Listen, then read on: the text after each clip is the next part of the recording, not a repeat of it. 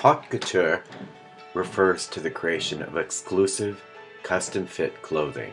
It is high-end fashion that is constructed by hand from start to finish. It is sewn with extreme attention to detail and finished by the most experienced and capable sewers. It is often time-consuming and hand-executed. In the 20th century, Paris, as well as the other fashion capitals of London, Milan, New York, and Tokyo, unveiled their fashion creations twice a year. According to a study by McKinsey & Company, a research firm from Munich, about 50% of high-end brands currently do not sell online. But while luxury brands grew 2% in 2013, online sales grew by close to 20%. With this in mind, it is important to focus on luxury brands with an eye towards growth opportunities in the sector of e-commerce. We are going to look at specifically the luxury fur market and the top tier of custom items. The target market for luxury products are the top 2% of wealthy individuals in the world. Roughly 80% of luxury brands currently include a fur component. Over 400 luxury brands currently include fur in their collections. Those who are buying luxury products break down as follows, with China currently leading the pack at 31%. Americans are buying 24% of the luxury market product, and 18% are Europeans. The rest of the world comes together with a combined 27%.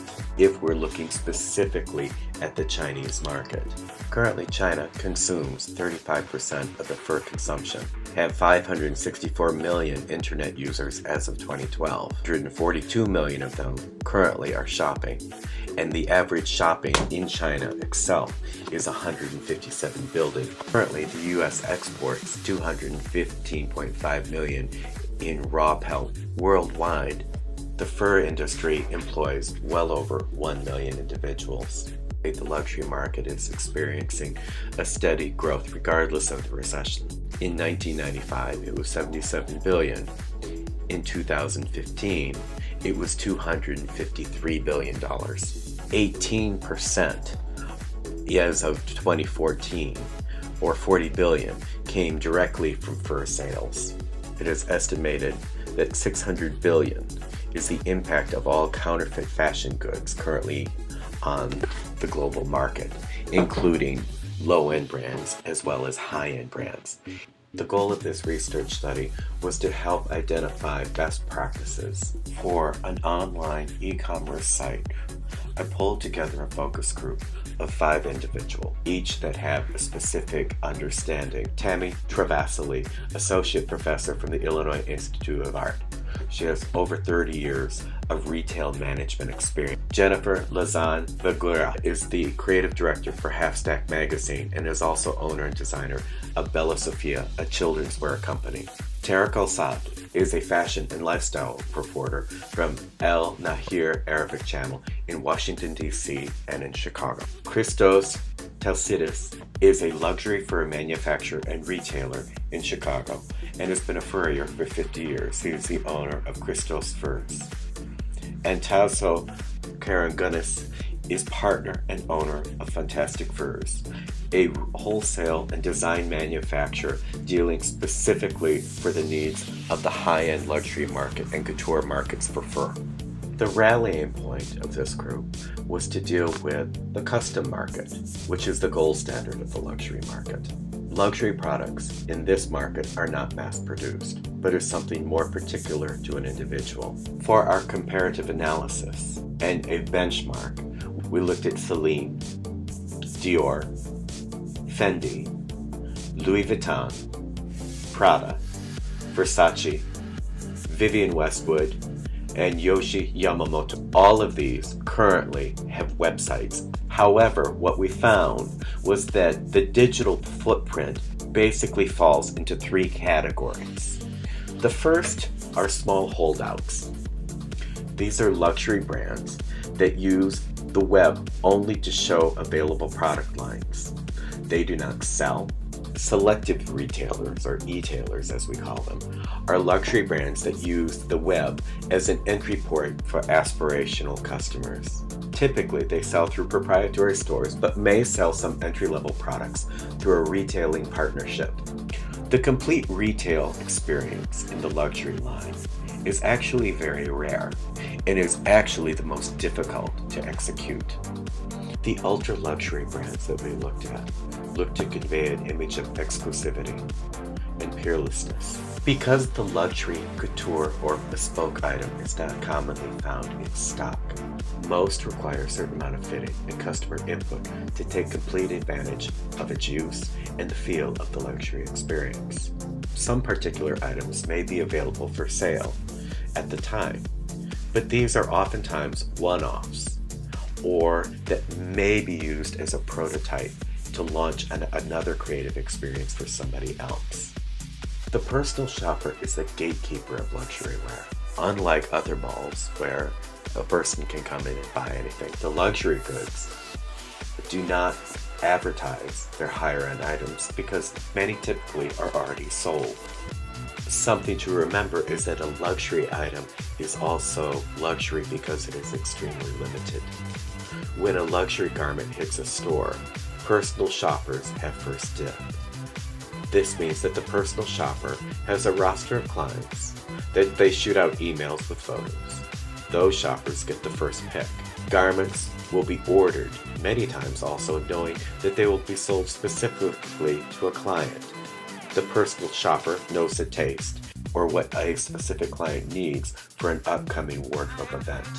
The personal shopper also is in some respects a gatekeeper for the black market. A limited amount, even to the best customers, helps to ensure garments do not have the advantage of being copied.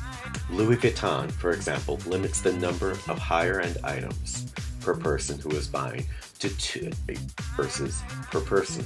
This controls black market or resellers who dump the product in areas such as China to make a profit. They can't copy the details of a bag if they don't have the original to copy from. Chinese tourists bought 2/3 of the luxury products sold, according to the World Luxury Association. What is also interesting to note is China is the #1 producer of counterfeit goods. What is also interesting to note about the Chinese trade is China has, on many countries, tariffs and trade restrictions on luxury goods. Chinese tariffs on luxury goods can be on average 25 to 60%. The average cost of a luxury good in China is 45% higher than in Hong Kong. The prices reflection can be as much as 51% from US goods or 62% from goods purchased in France. Many companies looking to provide that custom service will send out custom tailors to go specifically to a client. Rajmi Custom Tailors has a rolling calendar that is available on their website to make appointments. Many companies will send out photographs when you start to do a lock-in of promotions or events that are coming to a person's local area. Trunk shows and event marketing and pop-ups are the latest in marketing to the luxury goods. It is a way of cost-cutting. The trunk show displays only samples and offer a way of providing a conversation between the design house and the person looking to make the order. It also offers the advantage of getting event coverage and increased visibility in a market for a limited time. It spurs on an event mentality, making people want to buy. There is also less of a likelihood that the custom item will be returned. Mass merchandise has this problem. Some online retailers have an exclusive section of their website. It allows only certain individuals to shop at certain parts of the store. They also have a roster of clientele as a way to maintain the exclusivity of their product line and not worry about black marketing. Regular shoppers and clientele get updates before the garment hits the website. they get options to purchase before the rest of the population. This also goes back to the history of the luxury market. It's part of the carriage trade. Understanding the likes and dislikes and the buying pattern of a consumer it is necessary to understand not only the target market cultural norms, but also to understand how they actually get in touch with that market.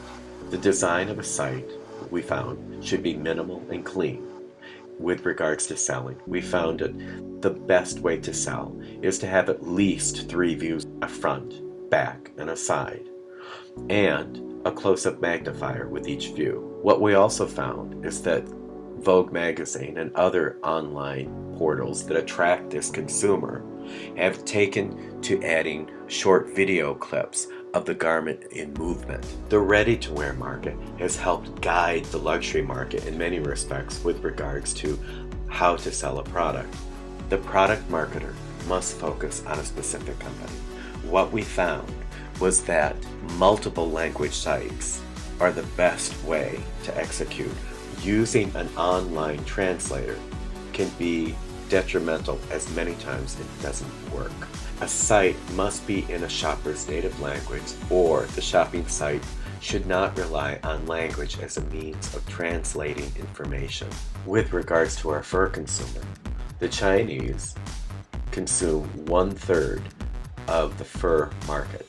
Thus, one of the translators or one of the sites should have a Chinese component. Google Translate is not the best option from what we found. A company history also must be present. A history leverages the why. The product is luxury. Social media platforms must be observed. In the US, Facebook and Google are the dominant social media platforms. This is not always the case in other countries. Countries that are targeted for penetration must be done so with their own social media platforms. China, for example, uses a variety. The platforms shown are just a few of the social media platforms that are completely foreign to us in the United States, but are part of the social fabric in China.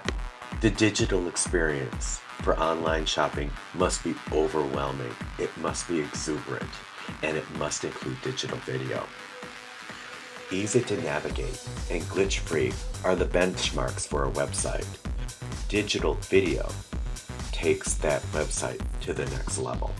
For the luxury retailer, it is a must. For a luxury brand, particularly fur, there must be web video on how the product is made. It must have videos that show selected items. These selected items become the conversation with which to start from when doing a creative process.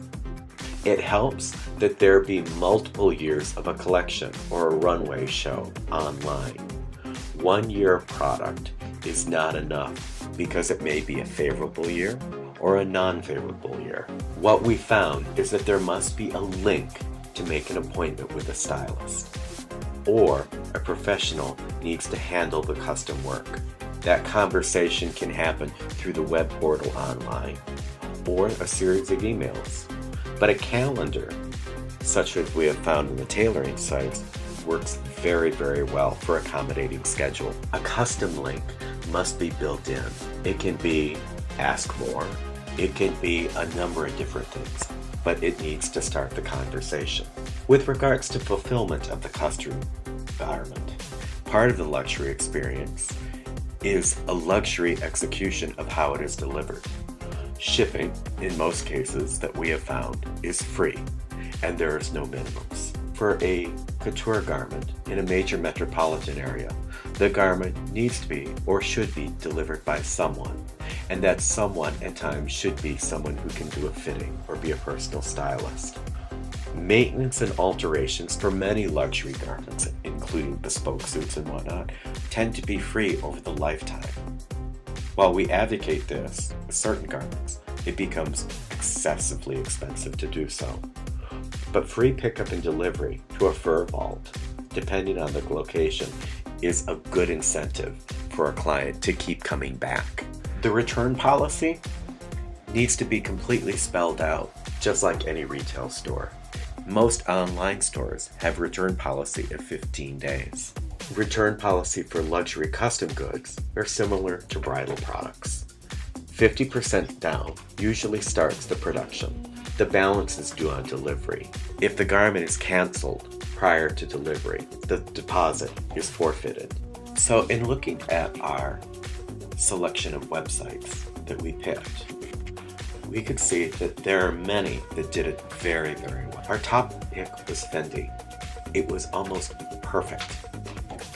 The one thing it did not have was e-commerce availability in terms of purchasing a high-end garment. Louis Vuitton was the same way.